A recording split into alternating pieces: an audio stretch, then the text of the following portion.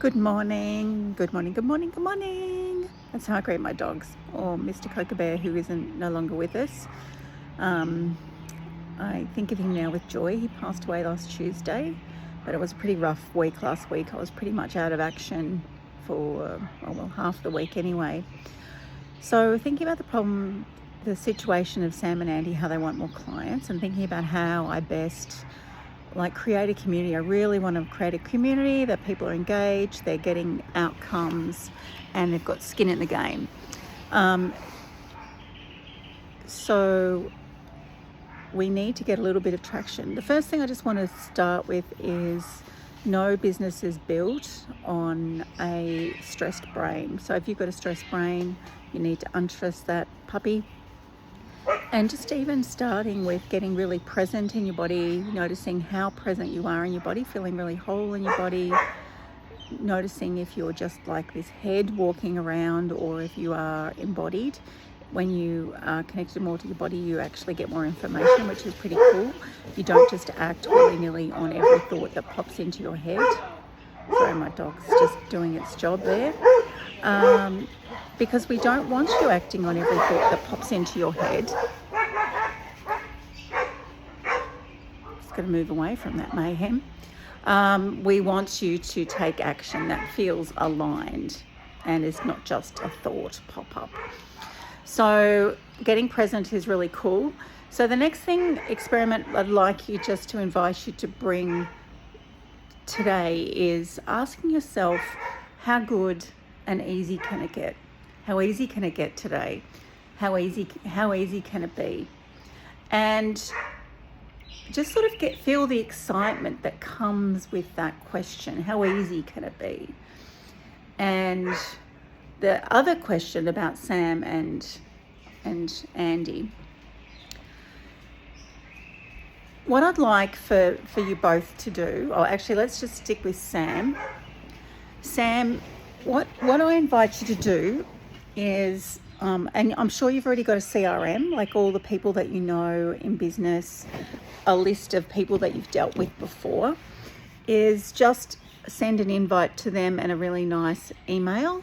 I did that, and a lot of people that I know didn't come in straight away, and some of them still haven't, and that's okay, into my group.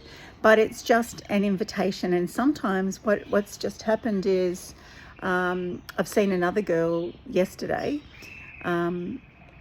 that I spoke to, a few months ago when I first started my group.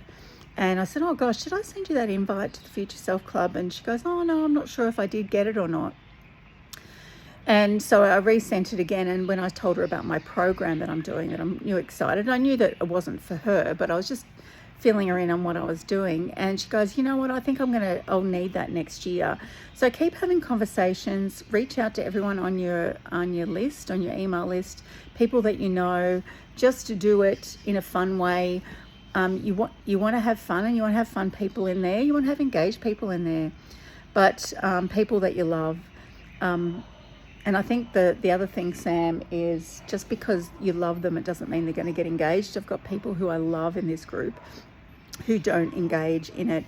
And I think school is a funny old platform that unless you've got a reason to go there every day, you won't.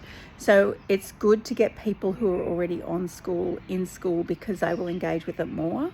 They're in a habit of going to the platform and using it in a good way. Because a lot of people still use Facebook, and that's why it's popular. But, we know Facebook is going to be dying for communities. So just reach out to people that you know. And then if I was you, I would just do what you're doing, which is starting to go to business networking things. Like I'm going to one tonight. I'm actually doing a talk for the startup, but then I'll just talk to other people while I'm there, not for the sake of enrolling them or listing them in anything that I'm doing. One thing I've really noticed is when I'm networking and building relationships, that's when opportunities come, and it's not when I'm trying to help them. Whenever I meet a business owner, I try to help them, and we just chat to them normally, and I just give them my free experience, because that's who I want to be, and I think that's when you will attract the type of people into your group. Now, one thing I did want to say about having, so you've got a goal of having 20 in your group, so you've got 3 more to go. So that is what we call a lag goal. And you probably know this, and I'm sorry if I'm just preaching to the converted. Already know. A lag goal is something that comes after you do the activities. So it's something you can't really get your hopes up on, like 3 more people, because you don't have any control over who actually joins. What you do have control over is the things that you do to get your lag goal. So it's the systems, it's the connections, it's the invites. So the goal would be really, I'm going to, my dream is to get 3 more clients or 3 more people in my group, for example, or 10 more people in my group in the next 2 weeks. But the activities I'm going to do is I'm going to invite 50. If you want to talk more about this, just drop me a line. And so let's just get to, hopefully that helps. That was just sort of off the top of my head. But reaching out to friends, like I've got a beautiful friend in here, Shelley, who you'll see. She is a consultant, so she does work for herself, but she hasn't got a business per se. She doesn't have to hustle, but she has to bill, and it really is her business. But she doesn't have all the other issues that business owners does, but she still gets like great value, and she's an awesome member of the group, and I would never not want to have her here. So you can think outside the square a little bit as well around that for people that you think, well, maybe they're not really into energy work, but maybe they will be, and maybe open their mind a little bit. Shelley's reading books that she never thought she would read. So let's think about, hopefully that helps. Now let's think about Andy. So Andy he has this really cool idea about getting people confident with karaoke. And I think it's a really, really neat idea. And so if I think about that, and I've said this before to Andy, it's about being a bit of an authority. I would start making little, like, and I know, Andy, you're really great making audios, making little podcasts, and putting them out there. And I know you want to do something in person, but maybe this will grow to something that's, say, like a school group. Maybe you're thinking too small, and maybe a school group is the way to go. Maybe, Andy, an in-person group is a great starting point, and you may have, it may blossom to something bigger. So for example, years ago, so I was doing some subcontracting work for a big employment assistance business called EASA, Employment Assistance Services Australia. So what they did is they did lots of psychology services. They did training, they did facilitation, they did lots of wellbeing checks. They did some really cool stuff, critical incidents. So I really cut my teeth learning from them. But I wanted to get away from them, and I wanted to start my own business. But I wanted something really fun and really innovative and really me. I just didn't want to do the same old generic, leadership stuff and resilience. I wanted to make my mark. I wanted to be really, unique in me. So I met with this lady called Karen, who ran these escape room games. Those games that you go in and you go in with your friends, and it's a room, and you have to escape from there's no clues. There's just like puzzles everywhere. And you've got to use your brain in really a different way. So my idea was, and I was talked to her about it, is how about we get corporates in here and they do that, and then I'll do the communication stuff with them after that, and I'll debrief them and maybe do some like a little half-day training, and that's like the fun culmination is the escape room game when they get to put their skills to the test. She was on board, but then what happened eventually we found out after a number of discussions that she also, even though she had no qualifications, she wanted to do some sort of corporate stuff with me, and I didn't want to do that. She wanted to do that through a business, and she saw me as like because of my name as a psychologist. She wanted to use me as a platform, and I get this quite often actually. And they wanted to use my expertise and partner with me. It gives them credibility. And I wasn't keen. I said, no. If I'm doing this, I'm doing it on my own. And I can't have like someone like you with no credentials piggybacking off me. That's just not what I'm after.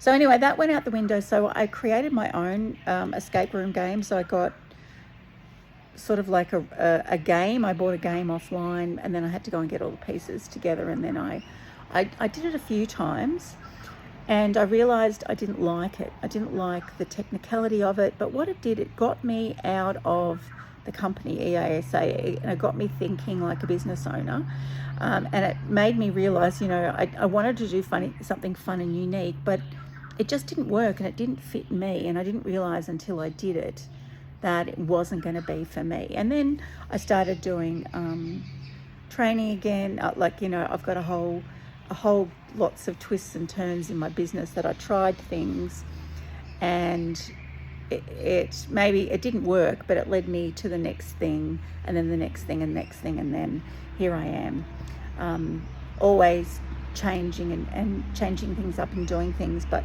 stepping on the experience of before.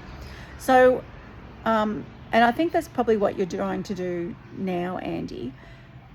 But I also challenge you just to think, well, perhaps, you wanted something in person. Maybe it will be something like on school, and you'll think of really creative ways, because you're super creative, is to get is to think of a new idea or ways to help somebody.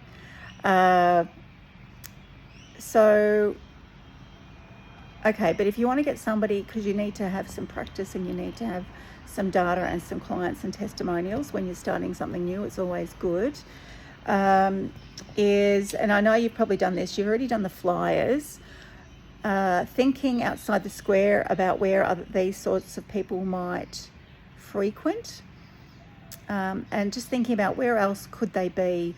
Face-to-face coffee meetings with people you already do, but I want you to think about going up the food chain a little bit, just thinking about who can I collaborate with about this. Can I collaborate with the place that's actually running the karaoke? They can advertise that they've got a coach on site that will help them with their karaoke. I mean, wouldn't that be cool if you partner with them and you got some sort of kickback from them, or they actually paid you?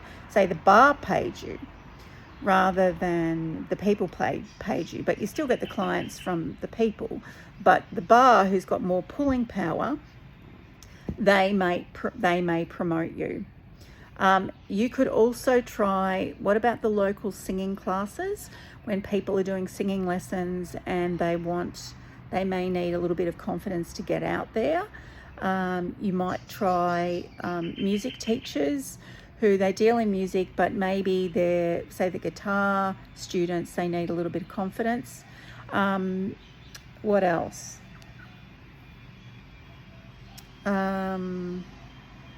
Anyway, so there are a few ideas, and I hope they help you. But when you're in business, you've got to think about opportunities come from people, and so the more people you talk to, the more opportunities that you're going to find that you're going to have. And also think about going up the food chain when it takes a lot of effort to go one-to-one. So if you go to an association or a group, they can do like a mass mail out for you as well. Think about, somewhere like that, an association or a group. I think the pub is a good idea.